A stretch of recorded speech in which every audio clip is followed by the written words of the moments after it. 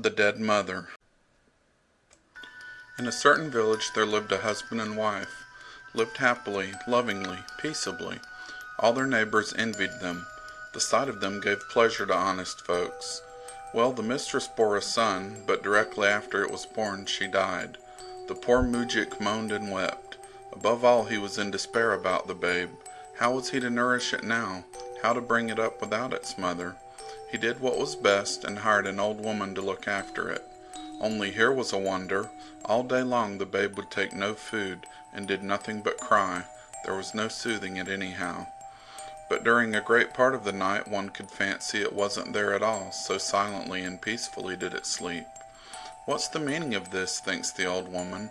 Suppose I keep awake tonight. Maybe I shall find out. Well, just at midnight she heard someone quietly open the door and go up to the cradle. The babe became still, just as if it was being suckled. The next night the same thing took place, and the third night too. Then she told the moujik about it. He called his kinsfolk together and held counsel with them. They determined on this, to keep awake on a certain night, and to spy out who it was that came to suckle the babe. So at eventide they all lay down on the floor, and beside them they set a lighted taper hidden in an earthen pot. At midnight the cottage door opened. Someone stepped up to the cradle. The babe became still. At that moment one of the kinsfolk suddenly brought out the light. They looked and saw the dead mother, in the very same clothes in which she had been buried, on her knees beside the cradle, over which she bent as she suckled the babe at her dead breast. The moment the light shone in the cottage she stood up, gazed sadly on her little one, and then went out of the room without a sound, not saying a word to anyone. All those who saw her stood for a time terror-struck, and then they found the babe was dead. End of The Dead Mother.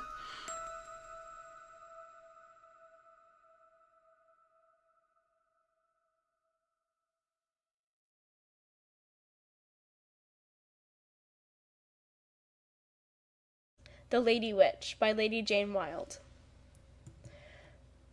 About 100 years ago there lived a woman in Joyce's country, of whom all the neighbors were afraid, for she had always plenty of money, though no one knew how she came by it, and the best of eating and drinking went on at her house, chiefly at night.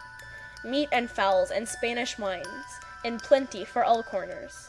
And when people asked how it all came, she laughed and said, "I have paid for it." But she would tell them no more.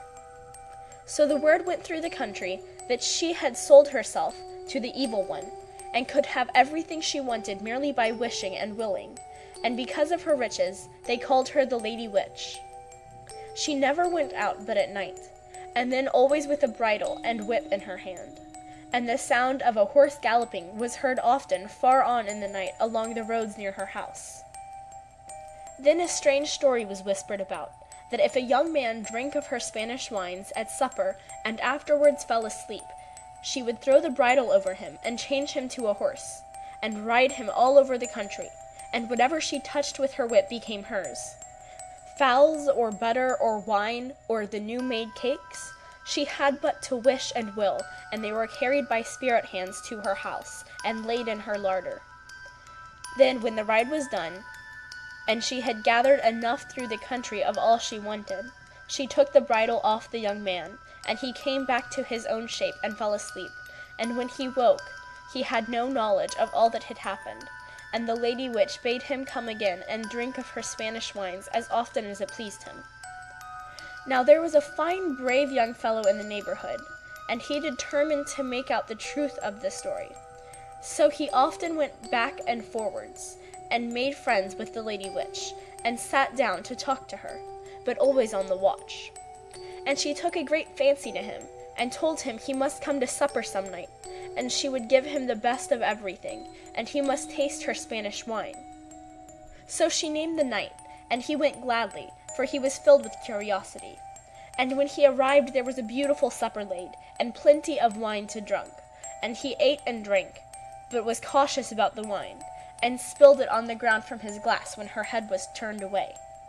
Then he pretended to be very sleepy, and she said, "My son, you are weary." Lie down there on the bench and sleep, for the night is far spent, and you are far from your home." So he lay down as if he were quite dead with sleep, and closed his eyes, but watched her all the time.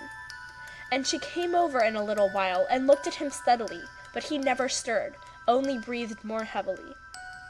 Then she went softly and took the bridle from the wall, and stole over to fling it over his head. But he started up, and seizing the bridle, threw it over the woman, who was immediately changed into a spanking gray mare. And he led her out and jumped on her back and rode away as fast as the wind, till he came to the forge. "Ho, smith!" he cried. "Rise up and shoe my mare, for she is weary after the journey." And the smith got up and did his work as he was bid, well and strong. Then the young man mounted again, and rode back like the wind to the house of the witch. And there he took off the bridle, and she immediately regained her own form, and sank down in a deep sleep. But as the shoes had been put on at the forge without saying the proper form of words, they remained on her hands and feet, and no power on earth could remove them. So she never rose from her bed again, and died not long after of grief and shame. And not one in the whole country would follow the coffin of the Lady Witch to the grave, and the bridle was burned with fire, and of all her riches nothing was left but a handful of ashes, and this was flung to the 4 points of the earth and the 4 winds of heaven. So the enchantment was broken, and the power of the evil one ended. End of The Lady Witch by Lady Jane Wilde.